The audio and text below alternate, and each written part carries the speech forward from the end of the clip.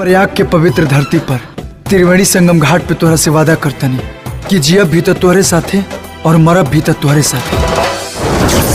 पहले जमीन पर पाँव रखे के बाद के उपवार करिए।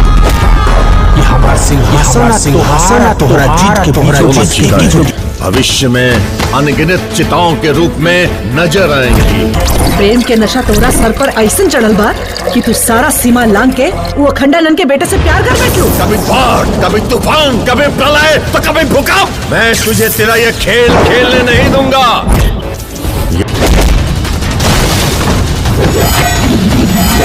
अगर हिम्मत बा तो सामने आके वार करा सन।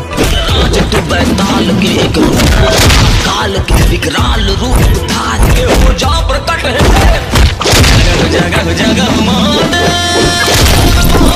चिलम कैसे जली? हाँ, जब जिगर में इतना आग बा